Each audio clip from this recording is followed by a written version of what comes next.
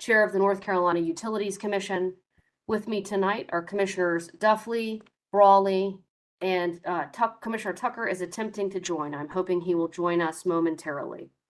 I now call for hearing docket number E-2 sub 1318 and EC-67 sub 55 in the matter of joint application of Duke Energy Progress LLC and the North Carolina Electric Membership Corporation for a certificate of public convenience and necessity to construct a 1,360 megawatt natural gas fueled combined cycle electric generating facility in County, Carolina. Before we proceed further, and as is required by the State Government Ethics Act, I remind members of the Commission of our duty to avoid conflicts of interest and inquire at this time as to whether any commissioner has a known conflict with respect to matters coming before us in this docket. I'm with you. The record will reflect that no conflicts have been identified, so we will proceed. There's a shutter. There's a shutter that closes. Mr. McCoy, would you? Thank you.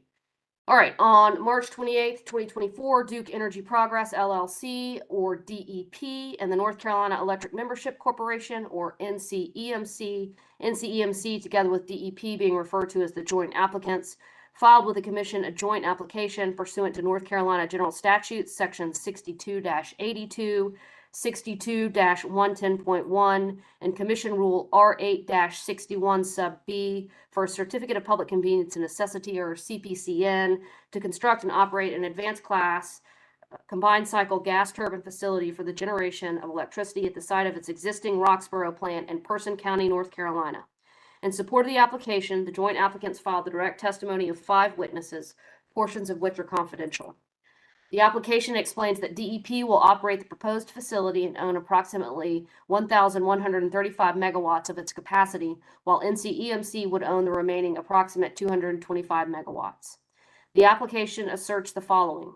First, placing the proposed facility into service by January 1st, 2029 will enable DEP to permanently retire coal-fired units number 1 and number 4 at the Roxboro site. Second, siting the proposed facility will allow for the efficient utilization of existing plant infrastructure currently supporting Roxboro coal-fired units 1 and 4. Third, connecting the proposed facility to DEP's transmission network will require limited transmission upgrades as shown by the interconnection study processes undertaken on the proposed facility.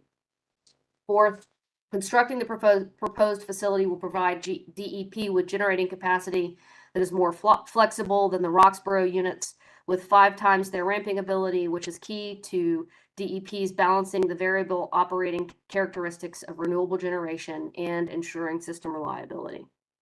The application also provides the proposed facility will rely on natural gas as fuel supply, is hydrogen capable, and will utilize ultra-low sulfur diesel stored on site as backup fuel.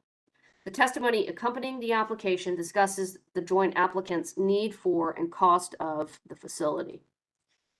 On April 10th, 2024, the Commission issued an order scheduling hearings, establishing procedural and filing requirements, and requiring public notice. The scheduling order scheduled 1 public witness hearing to be held remotely by way of WebEx on this date and at this time, as well as a second public witness hearing to be held in Person County tomorrow, June 13th, 2024, beginning at 7 o'clock in the evening. The scheduling order also scheduled an expert witness hearing to begin immediately following the hearing in docket number E7 sub 1297, which is scheduled to begin immediately following the hearing in docket number E100 sub 190, which is scheduled to begin at 2 o'clock in the afternoon on Monday, July 22nd, 2024. If the hearing on the application is not concluded by August 9th, 2024, the hearing will resume at 2 o'clock in the afternoon on Tuesday, September 3rd, 2024, continuing as necessary until its conclusion. In response to a motion filed on April 16th, 2024, the public notice requirement for NCEMC was amended pursuant to an order issued on April 17th, 2024 by the Commission. On June 6th, 2024, DEP filed its affidavits of publication, confirming that public notice was provided in accordance with the requirements of the initial scheduling order. On June 10th, 2024, NCEMC filed its affidavits of publication, confirming that public notice was provided in accordance with the requirements of the April 10th and the April 17th scheduling orders. The public staff, which represents the using and consuming public, has been made a party to this proceeding in accordance with North Carolina General Statutes, Section 62-15D. The public staff represents the using and consuming public and is in the process of conducting an independent investigation of the application and will file its testimony setting forth its recommendations to the Commission on June 20th, 2024. In addition, the following parties have petitioned to and been allowed to intervene in this proceeding: the Carolina Industrial Group for Fair Utility Rates 2, the Carolina Utility Customers Association Incorporated, the Environmental Defense Fund, and the Southern Alliance for Clean Energy, Sierra Club, and Natural Resources Defense Council. All right, that brings us to tonight. The purpose of tonight's hearing is to hear from DEP's and NCEMC's customers regarding their concerns with a pending application. Each public witness that is registered in advance in accordance with the instructions in the Commission's scheduling order will be given the opportunity to testify under oath should he or she wish to do so.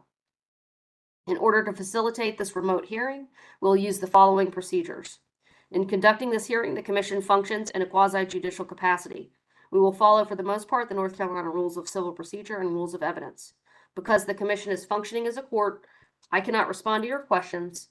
Rather, we are here to receive evidence from you all in the form of your testimony. In addition, for these reasons, if you choose to testify tonight, you'll be asked to affirm the truthfulness of your testimony. Public witnesses will appear by audio connection only. Commissioners and counsel for the parties will appear by video and audio connection. Any public witness that wishes to view a live video of the proceeding may access it by way of E-2, which is linked from the Commission's homepage. However, be sure to mute your computer when you're called to testify to avoid feedback. This hearing is being transcribed by our court reporter, and it's critical that we limit all interference with her ability to hear us and those of you who wish to testify. All right, public witnesses will be called on to testify in the order in which they have called in. When it's your turn to speak, the WebEx administrator will send you a request to unmute. You'll hear the message. You're being asked to unmute yourself. To unmute, press *6. It's important that you listen for this message. Once you unmute yourself, please state your name to signify that you've been unmuted. At that time, I'll ask you to provide an affirmation as to the truth of your questions during this hearing tonight. All right, with that, we will begin. I apologize to those of you that we have kept waiting for your opportunity to testify. I ask now that counsel identify themselves for the record, and we will begin with the applicants. Good evening, Commissioners. Jason Higginbotham appearing on behalf of Duke Energy Progress. Good evening, Chair Mitchell, members of the Commission. I'm Tim Dodge appearing on behalf of North Carolina Electric Membership Corporation. All right, public staff. Good evening. Thank you for being here. I'm Will Freeman with the public staff. And just as a quick note, the public staff is here representing, as the chair said, all the members of the using and consuming public in this matter before the North Carolina Utilities Commission. And we have been reviewing the joint application that the chair described. We have a team of engineers, accountants, economists, and attorneys analyzing the joint application. And as the chair said, we'll be filing on June 20th publicly our position, testimony, and exhibits. That will be available for your review online. The purpose of this hearing tonight is to hear from customers like you. Your voice and perspective are important. Each of you who indicated that you wanted to make a statement will be called on. If you're called on but no longer wish to make a statement, please say that and we will move on to the next witness. After you've been unmuted and sworn, I will ask your name, the spelling of your name, your address, and your electric provider. And then I will ask you to give your evidence and statement to the Commission. Your words will be made a part of the official record of this proceeding. So please speak slowly and carefully so that your information can be taken down accurately. We appreciate all of you attending this public hearing and thank you for your patience. If in the course of the hearing you do have any technical questions, you can ask me. We have engineers attending who may be able to get an answer quickly. Otherwise, we can follow up after this hearing with email. Thank you. All right, thank you, Mr. Freeman. Let me check in with the applicants to see if they have any remarks to make before we get started this evening. Mr. Higginbotham? None on behalf of Duke Energy Progress. Thank you, Chair Mitchell. Okay, and Mr. Dodge? None on behalf of NCMC tonight. Thank you, Chair Mitchell. Okay. All right, well, with that, let's go ahead and get started. Mr. McCoy, would you please unmute the first witness? Chair Mitchell, I'm here. All right, Commissioner Tucker, we hear you. All right, Mr. McCoy.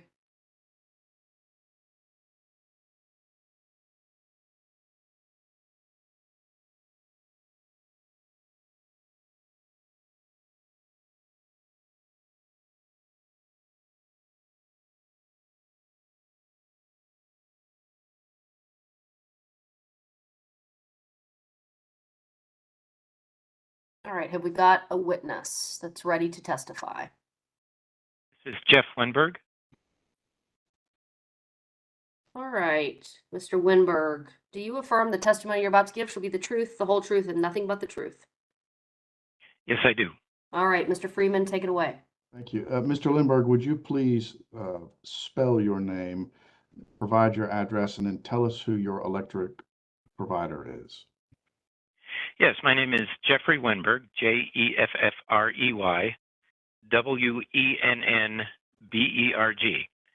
I reside at 7015 Cedar Road in Sanford, and my electric utility is Duke Energy Progress.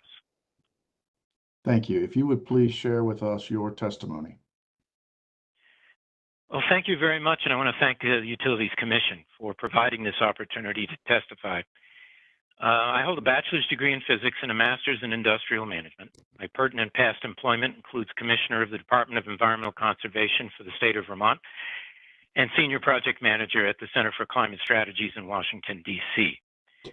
I encourage the Commission's support of Duke Energy Progress's application for Certificate of Public Convenience and Necessity to construct a 1,360 megawatt natural gas combined cycle electric generating facility in Person County. I support this proposal because it will achieve significant GHG reductions faster than any alternative. It will enhance North Carolina's grid stability and resilience, and it will do so at the lowest cost to the ratepayers. The U.S. power sector emissions dropped from 41% between 2007 and 2023, while electricity demand and production increased by 6%. Coal-fired generation dropped from 50% to 17% nationally, while wind and solar generation increased from 1% to 15%. At the same time, natural gas increased from 19% to 42%. This dramatic reduction in emissions was largely the result of fuel switching to natural gas. Duke Energy Progress proposes to replace 2 coal units with 2 advanced natural gas-fired units at the same site by the end of the decade. Wind and solar must be sited where the energy resource is economically viable, requiring new transmission lines and related facilities. Even if these energy resource locations were identified today, the notion that 1.36 gigawatts of new wind and solar generation could be available to the grid within 6 years is unrealistic. Finally, contrary to the advertising campaign being waged against this proposal, renewable generation is not less expensive than natural gas for the ratepayers. The 10 states with the highest percentage of non-hydro renewable generation have average electric rates higher than the U.S. average and substantially higher than North Carolina. Specifically, the top 10 renewable states' average residential rate is 23% higher than North Carolina's, commercial rates are 28% higher, and industrial rates are 34% higher. This is consistent with my prior work with the Center for Climate Strategies. In most cases, the Renewable Portfolio Standard proposal costs jobs, reduce disposable income, and depress the jurisdiction's domestic product. At the national level, the RPS was projected to result in a net 10-year loss of 58,600 jobs and $35.5 billion in gross domestic product. By contrast, the Clean Energy Standard, which limits emissions as opposed to mandating specific generation technologies, resulted in employment, income, and GSP growth. North Carolina has neither an RPS nor a CES, but the approved carbon plan, which, by the way, this proposal from Duke Energy Progress is consistent with, the approved carbon plan functions essentially as a clean energy standard. The goal should be to reduce GHG emissions, not favor or mandate a particular technology or industry. Duke Energy's proposal fully supports that goal. Will do so without jeopardizing grid reliability and at an affordable cost to the ratepayers, and much more quickly than any alternative that could achieve. And again, I thank you for the opportunity. All right, thank you, Mr. Winberg. Let me see if there are questions for you from council for any of the parties. No questions. All right, No questions. questions from commissioners. All right, Mr. Winberg, there are no questions for you tonight. We appreciate your being here with us. Thank you for your testimony. Thank you very much for the opportunity. All right, Mr. McCoy, let's move on to the next witness, please.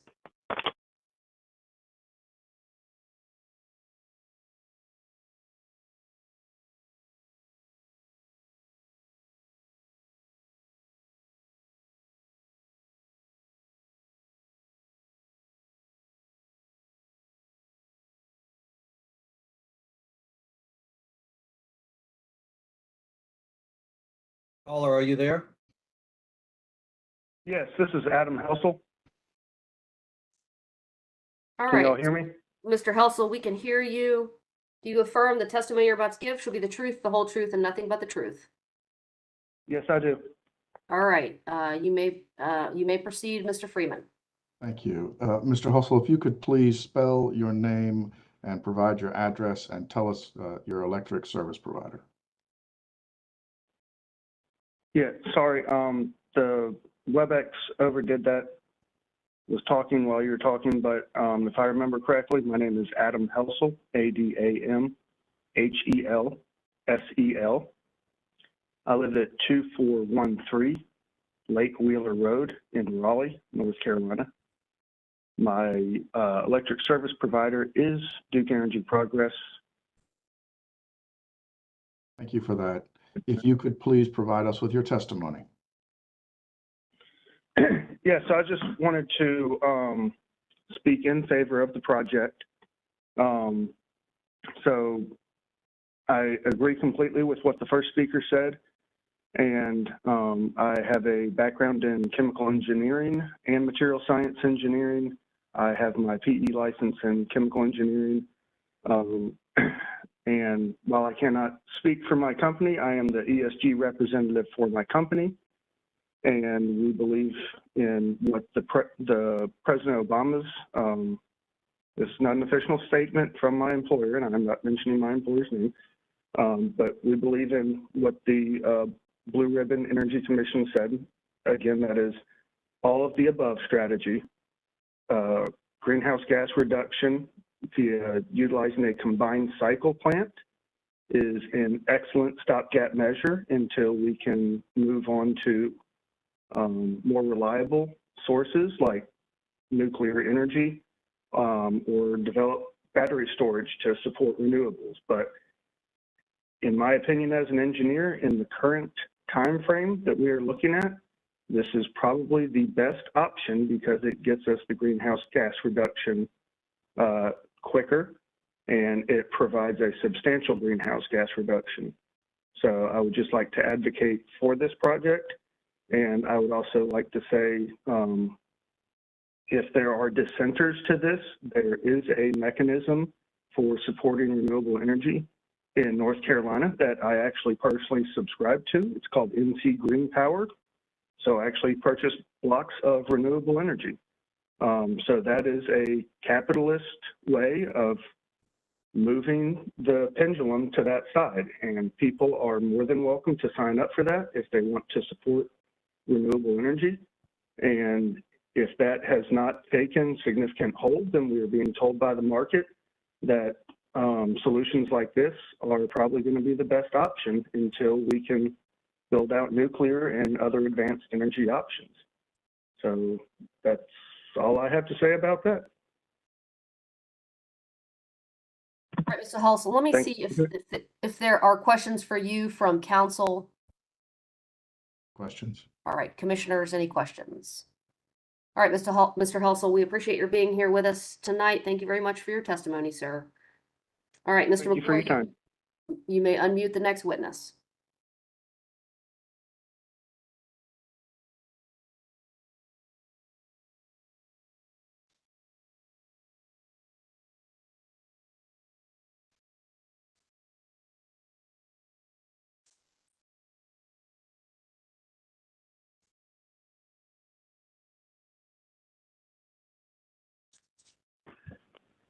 Hello, Yes, would you let us know your name, please, ma'am? this is Sharon Patterson. All right, Ms. Patterson, do you affirm the testimony you're about to give will be the truth, the whole truth, and nothing but the truth? Yes, I do. All right, Mr. Freeman, you may take it away. Ms. Patterson, would you please spell your name, let us know your address, and tell us your electric provider? My name is spelled SharonPaterson.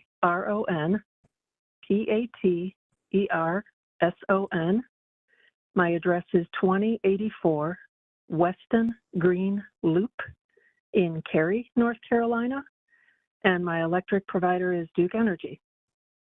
Thank you. If you could please tell us your testimony.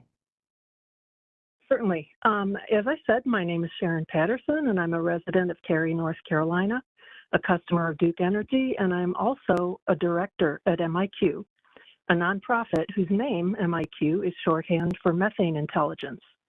I want to thank you very much for this opportunity to speak with you this evening. I assume that some of the testimony you may hear will be from environmentalists who would prefer that Duke Energy be building more renewable power instead of more fossil fuel powered electric generation. But while I'm not here to speak about the choice between renewable versus fossil fuel, I am here to talk about how to implement fossil fueled plants in a way that keeps greenhouse gas emissions to a minimum. I would like to tell you about an opportunity that Duke has to operate their new gas-fired power plant, should it be approved, in a very environmentally friendly way. MIQ is a certifying body that provides performance standards for the natural gas supply chain aimed at lowering methane emissions. To date, we have certified over 20% of the natural gas production in the United States. Natural gas that is certified to 0.05% methane intensity, also known as grade A gas, in the production sector of the gas supply chain is plentiful and easily available in our state. This figure, 0.05%, is 95% lower than the national average. What that means is this: a 1,360 megawatt combined cycle gas turbine plant, such as what Duke and the joint, their partners are proposing, operating at an assumed 60% efficiency, will burn roughly 67,749,000 MMBTU of gas per year. If that gas were certified grade A gas, or 0.05% methane intensity, it would reduce the atmospheric methane by over 11,200 metric tons, compared with uncertified gas. This is the equivalent of about 207,700 gasoline-powered cars driven for 1 year. North Carolina has nearly 3.3 million cars registered. So it would be like taking 16% of all the cars off the road in North Carolina each year. You might think that that kind of significant methane reduction could be expensive, but at current premiums for certified gas, the cost per household would only be about 6 cents per month. And that's over and above any methane reductions that would be achieved by switching from coal to gas generation. As a resident of North Carolina, I would like to see our state pursue a rapid reduction in greenhouse gases. From my personal point of view, I would recommend that the approval of the proposed gas plant be conditional on Duke supplying the facility with only certified gas to assure that the greenhouse gases associated with the life cycle of the facility be as low as possible. I invite you to contact me for any further information about certified gas, and I thank you very much for this opportunity to speak to you today. All right, thank you, Ms. Patterson. Let me see if there are questions for you from the council for the parties. All right, there are no questions from council. Commissioners, any questions? All right, Ms. Patterson, we thank you very much for your testimony tonight. Appreciate your time. Thank you. All right, Mr. McCoy, next witness, please.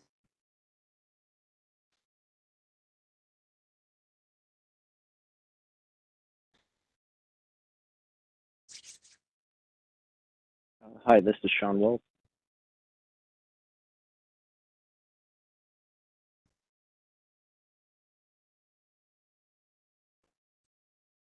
I do. Sean Wells, if you could please spell your name, give us your address, and then tell us your electric provider. Sure thing. My name is Sean Wells, spelled SeanWells. My address is 8908 Breland Way in Raleigh, North Carolina, 27613. My provider is Duke Energy Progress. Thank you. If you could please share your testimony with us. Sure thing. So,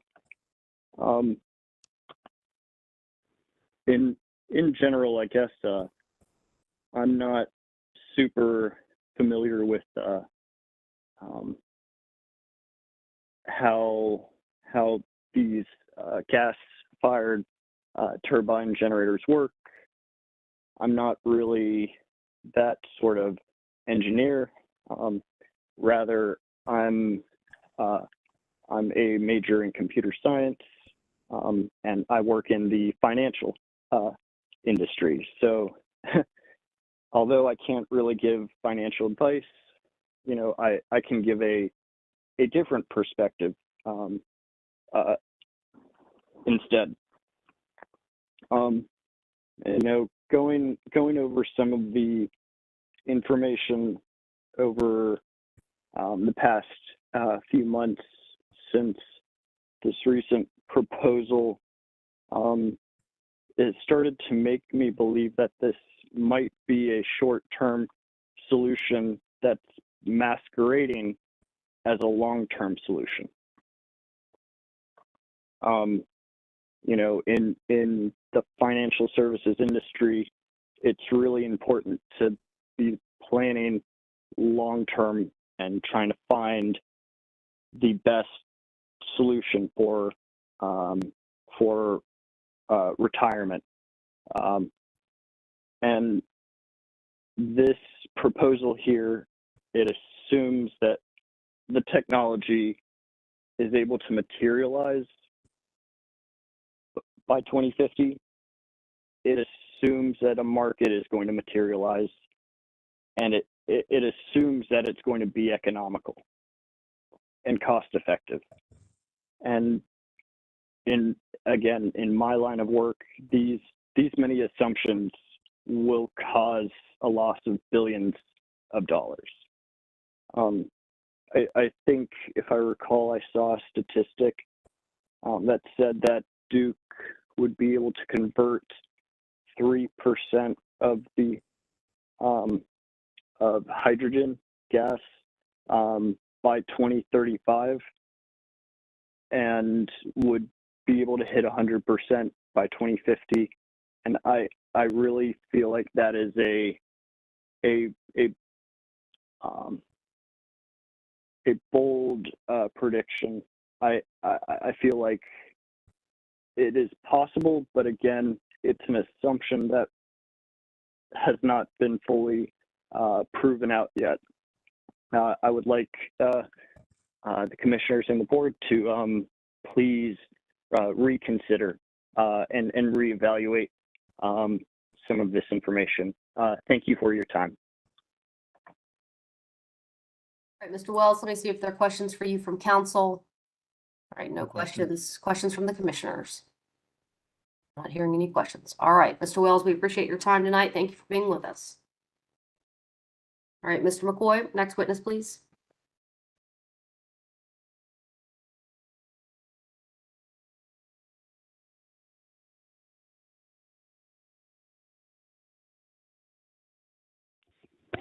Yes, I'm here. Would you let us know your name, please, sir? Spell it? Just tell us your name. Spell it? Tell us your name, It's please, Reverend sir. Mac Ledgerton, M-A-C. All right, Mr. Ledgerton. L-E-G-E-R-T-O-N. If you would, sir, do you affirm the testimony you're about to give should be the truth, the whole truth, and nothing but the truth? Yes, ma'am. All right, Mr. Freeman, you may take it away. Reverend, if you could please spell your name, tell us your address, and tell us your electric provider. It's M-A-C, last name L-E-G-E-R-T-O-N. My address is P.O. Box 9 in Pembroke, North Carolina. My provider is Lumbee River EMC. If you could please share your testimony with us. Yes. I'm opposed to the granting of a certificate of public convenience and necessity for the methane gas powered facility in Person County. I'm opposed because it is neither convenient nor a necessity for the public in order to meet the increasing demand for electricity in our state. If Duke Energy would rapidly shift to clean renewable energy, there are ways to do so that will make renewable energy much cheaper than methane gas and nuclear production. Making it cheaper is a matter of will, not skill. Methane gas and nuclear energy are highly expensive, unclean, dangerous, and harmful sources of electricity. What is a public convenience and necessity is to shift as rapidly as possible to clean renewable energy sources. Methane gas, mistakenly called natural gas, is on its way out of commission in a very short while for the same reasons that coal is now on its way out. The utility companies know this, but they want to construct as many methane gas and nuclear facilities at a high cost to ratepayers before the public wakes up and realizes that clean renewable energy can be cheaper and is more reliable, more abundant, more economically sustainable, cleaner, safer, and less harmful. It will be communities, states, and nations that make this rapid shift. It will be the most economically secure and independent from the rising costs and harms caused by the continued use, much less the expansion of methane gas and nuclear energy production. It is the responsibility of the North Carolina Utilities Commission to fully inform ratepayers of the impacts of all proposed approaches to energy production. NCUC needs to require Duke Energy to inform the public of where all of its proposed methane gas and nuclear facilities are projected to be sited and their full economic and social costs to ratepayers documented. Then and only then will the public know and feel the full impact of this tragedy and travesty of the unnecessary economic, human, environmental, and climate costs of what is being planned as our future in North Carolina. We need to be fully informed right now and not in the piecemeal fashion of what these unnecessary projects are being rolled out for Duke Energy's benefit and at the expense of all of us in the public. Thank you. All right, thank you, Mr. Ledgerton. Let me see if there are questions for you from counsel for the parties. Questions? No questions. All right, questions from commissioners. All right, there are no questions from commissioners. So, Mr. Ledgerton, we appreciate your coming out tonight and your providing testimony to us. Thank you. All right, Mr. McCoy, you may unmute the next witness, please.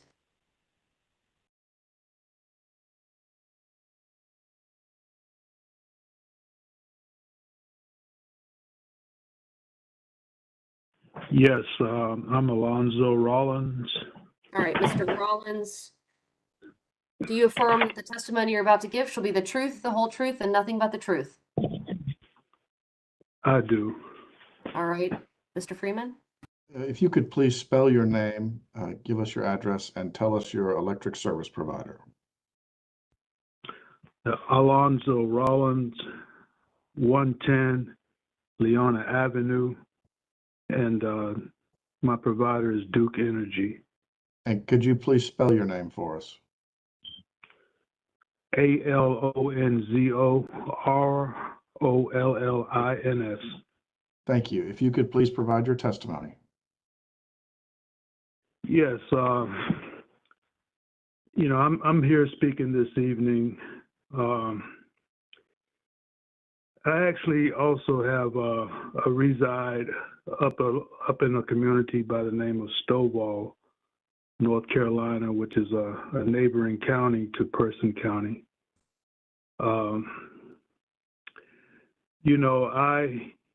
I myself am speaking this evening with the concern of actually having been a victim of big company profit down here in Cumberland County. And for right now, I stated as a victim with this PFAS chemical not actually Gen X did we have an effect by, but our groundwater did wound up being affected by a PFAS chemical. And I never thought, you know, that we would actually have to be a part of anything like that. I heard about Gen X years ago when it first came out in the news, and I just didn't think we would be a part of it, but we wound up being a part of it. And so, you know, I call in this evening, you know, not really knowing a whole lot about the burning of natural gas to turn turbines to generate electricity. I did come across information as to where just second to burning coal with the production of coal ash, does the burning of natural gas fall second? This is information that I came across just really trying to Google information to understand the burning of natural gas to turn turbines to produce electricity. So, you know, I definitely hope, and I do appreciate this evening actually, you know, getting this flyer in the mail that actually alerted me to this conversion of coal ash plants up in Person County now trying to convert to burning natural gas to produce electricity. I mean, you know, when it came to the awakening of us being affected by PFAS here in North Carolina, down in Cumberland County, I never got anything from anybody in the mail that we possibly could be affected. It just happened to be word of mouth, you know, that I actually came across this awakening, you know, of us actually being affected by this PFAS, this chemical, you know, all behind, you know, the profit of the big company profits. It was just really a lot to deal with, and I still do deal with it because right now, Mr. you know, it's a natural resource that we've Mr. lost. Rollins, if we could, I understand the PFAS, but just if you can speak a little bit more closely on the topic of the Person County Roxborough new power plant, if you don't mind. Yeah, so now, like I say, you know, I actually have a reside up around the community of Stovall, North Carolina, which is neighboring to Person County. So I do have this concern, you know, and I hope to be continually informed, you know, to try to best understand what it is that I now may be affected by, you know, with being a neighbor to this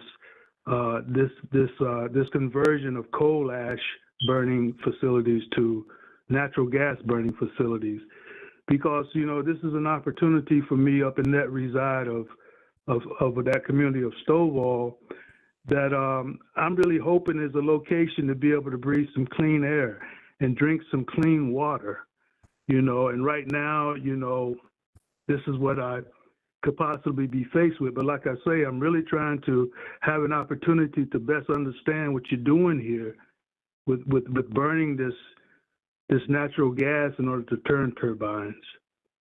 So, you know, I really hope that, like I said, I got this flyer from Duke Energy. I really hope that as this goes on, you know, that you can continue to try and reach out to persons, to have them to be aware of what it is that's going on around them, to try and best understand what's being done. Because, you know, to be backed in a corner again, to find out that you're literally being a victim, you know, of the environment like this here, it's just not a good feeling. It's just not a good feeling. So I hope that everybody can really understand where it is that I'm coming from this evening here, and my concern of having received this information from Duke Energy about these conversion of coal ash plants that I now only look to do business burning natural gas, which is only, like I say, which I've got an understanding is only second to the burning of coal to produce this electricity. Thank you. So I very think much. Thank you very much. All right, Mr. Rollins, we appreciate your comments tonight. Let me see if there are questions for you from council. Council parties, any questions for the witness? All right, commissioners, questions for the witness? All right, Mr. Rollins, there are no questions for you tonight. We appreciate your being here with us. Thank you for your testimony. Thank you. All right, Mr. McCoy, please unmute the next witness.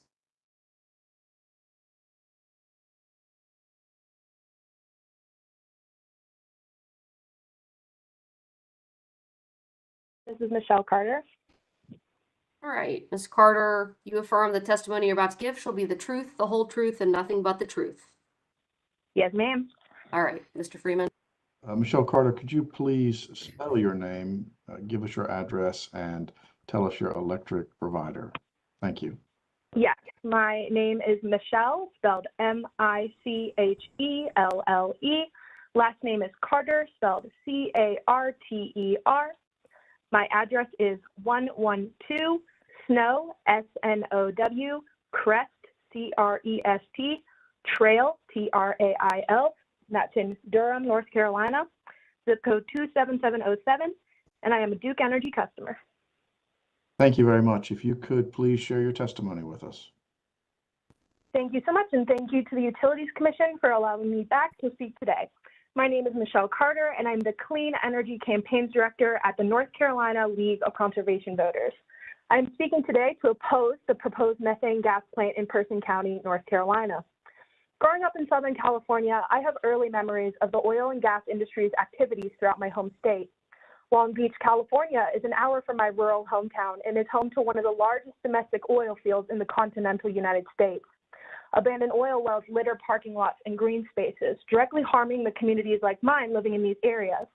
Long Beach suffers from water and air contamination, abandoned infrastructure, and continual gas leaks from these forsaken wells.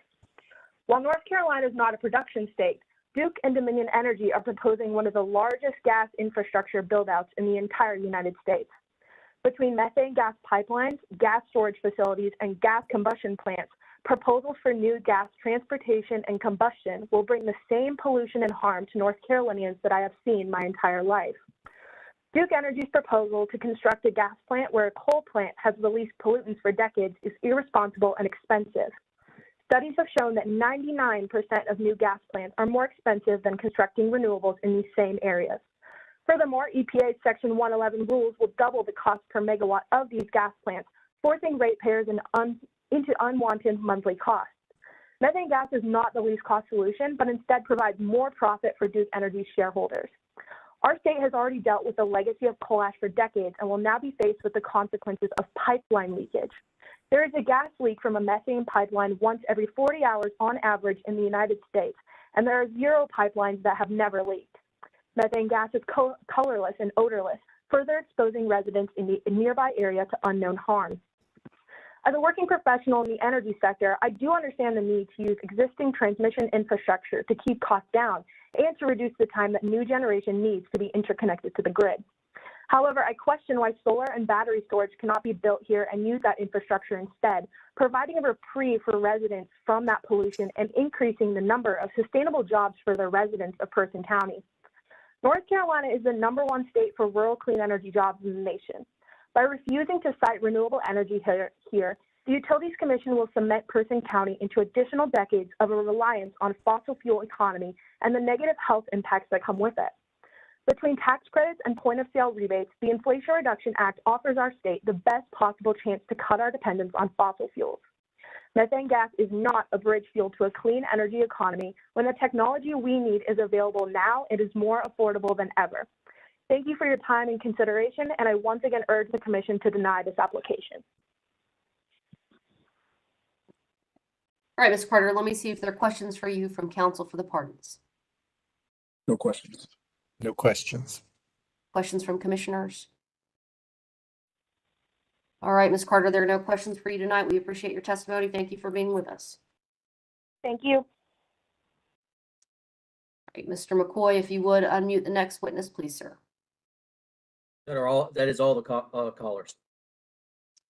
All right, well, it looks like we have come to the end of our list of registrants, participants this evening.